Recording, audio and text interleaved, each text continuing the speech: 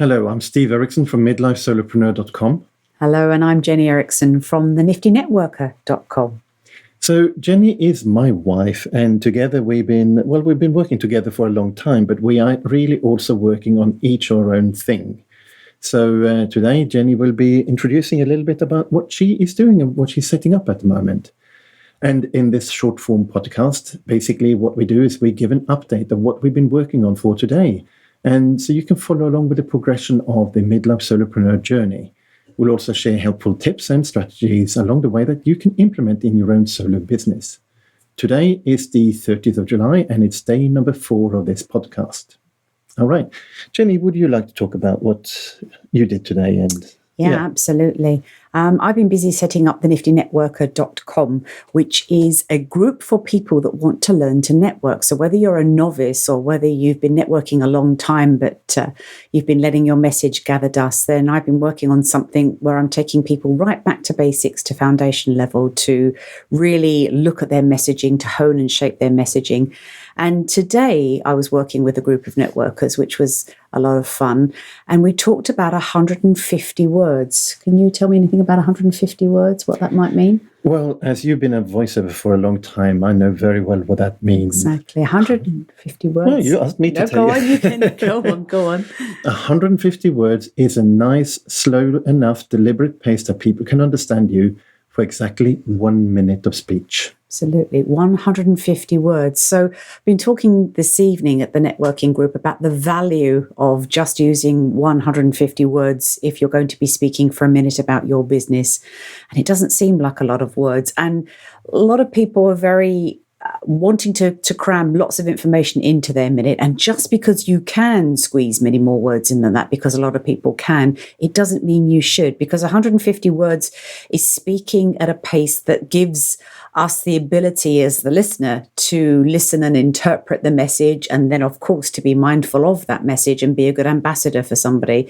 But when we speak too much, we think we're giving perceived value, but we're not. Our message is hurried, and the worst thing that people do, of course, is to hurry the end of their message, which usually contains their name and their contact details.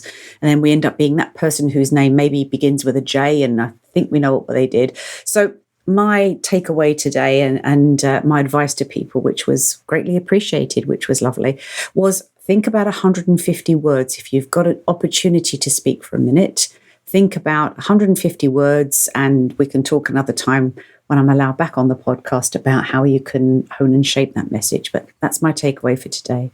Absolutely. And it will be soon when you come back. Absolutely. Cool. So what I would like to talk today about is the importance of congruency and integrity in what you're telling people to expect and what they actually will be getting from you.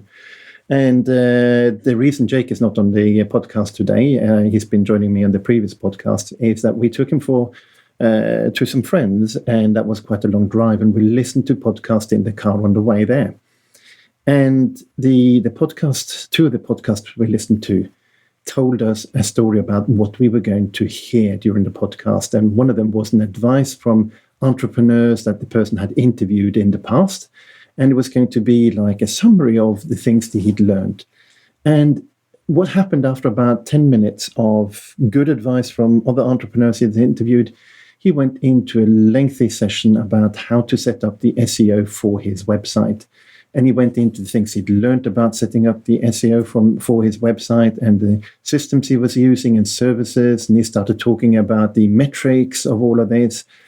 And, I just totally switched off. I understood everything that he was talking about. And for me, that was like, yeah, absolutely. And Jennie switched off because... Well, because we searched the titles of what we wanted to listen to, the three of us, and chose something that we thought we would enjoy listening to, but it turned out to be something different. So I think our minds were looking for the content of the podcast we thought we were going to get. Yeah, absolutely. And the second podcast we listened to was promising to be really interesting. It was all about interviews with people who had done pivots when the pandemic was coming in and how they survived and thriving.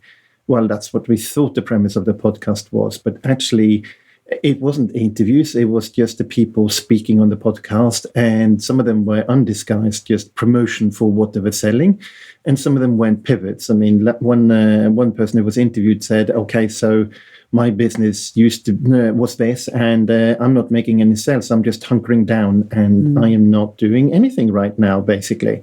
So to me, that is really not a pivot, is it? No, for sure. And then once again, the title of the podcast suggested that the listener would be getting some takeaways, something that they could implement in their own business. And it's great to hear people talking about their businesses, but the title suggested we'd be getting some nuggets that the listener could use and maybe implement in their own business. So yeah, a bit of a... Absolutely. Interesting, but not what it said on the tin. Exactly. And also the first few sentences that the person did in the podcast was saying, hey, we have this interview with people who pivoted. Exactly. And literally there was about half of them maybe had done a little bit of pivoting, and that was all. So what I'm saying here is that what you promise and what you're delivering, you have to make sure there's a match. There has to be congruency in what you're saying, because when your listener is going, oh, I'm hoping I'm going to get something useful out of this, and they're listening and you're not delivering on that at all, you're going completely off on a different tangent, you're likely to lose them as listeners in the future. I mean, would they really trust you when you're saying, hey, I'm going to give you some really good things here in this podcast? Do you really trust them to do that? Or are you going to go, well, no, it's probably just like last time, and unsubscribe? And it doesn't matter what it is, whether it's a course, it's a webinar, it's a video on YouTube, whatever you do.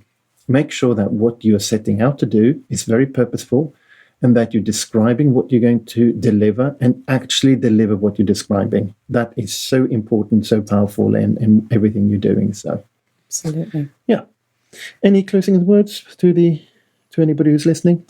Well, that's our takeaway, really, both our takeaways for today. But yes, absolutely. Just to reiterate what you were saying in terms of the networking work that I'm going to be doing with people, that know, like, and trust is incredibly important. So knowing what you're going to be listening to, what you're going to be receiving, it's important. And yeah. Absolutely. 2 good takeaways, I hope, that people can enjoy. Yeah, absolutely. All right. Thank you very much, and tune in tomorrow for our next daily debrief. Thank you so much. Bye.